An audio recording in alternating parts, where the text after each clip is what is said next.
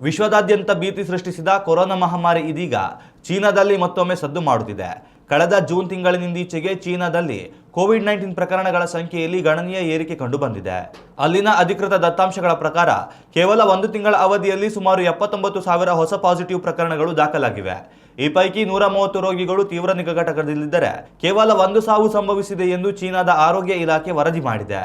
ಸದ್ಯ ಚೀನಾದಲ್ಲಿ ಒಮಿಕ್ರಾನ್ನ ಹೊಸ ಉಪರೂಪಾಂತರಿಯಾದ NB181 ತೀವ್ರವಾಗಿ ಹರಡುತ್ತಿದೆ. ಜುಲೈ ತಿಂಗಳ ಆರಂಭದಲ್ಲಿ 12% ಕೋವಿಡ್ ಪಾಸಿಟಿವ್ ದರವು ಇದೀಗ 16.3ಕ್ಕೆ ಜಿಗಿದಿದೆ. ಪ್ರಸ್ತುತ ಚೀನಾದಲ್ಲಿ ಸಾಮಾನ್ಯ ಇನ್ಫ್ಲುಯೆನ್ಸಾ ಜ್ವರಕ್ಕಿಂತಲೂ ಕೋವಿಡ್ ವೈರಸ್ ವೇಗವಾಗಿ ಹರಡುತ್ತಿರುವುದು ಆತಂಕಕ್ಕೆ ಕಾರಣವಾಗಿದೆ. ಬೇಸಿಗೆಯ ರಜಾ ದಿನಗಳಲ್ಲಿ ಜನರ ಪ್ರಯಾಣ ಹೆಚ್ಚಿರುವುದು ಹಾಗೂ ಜನರು ಅತಿಯಾಗಿ ಎಸಿ ಕೊಠಡಿಗಳಲ್ಲಿ ಕಾಲ ಕಳೆಯುತ್ತಿರುವುದು ಈ ಸೋಂಕು ಹರಡಲು ಪ್ರಮುಖ ಕಾರಣ ಎಂದು ತಜ್ಞರು ವಿಶ್ಲೇಷಿಸಿದ್ದಾರೆ.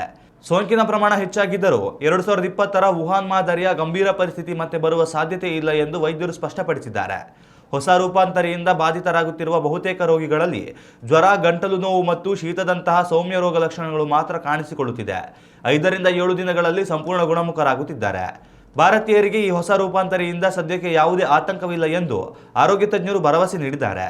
ಭಾರತದಲ್ಲಿ ಯಾವುದೇ ಅಸಾಮಾನ್ಯ ಹರಡುವಿಕೆ ಕಂಡು ಬಂದಿಲ್ಲ.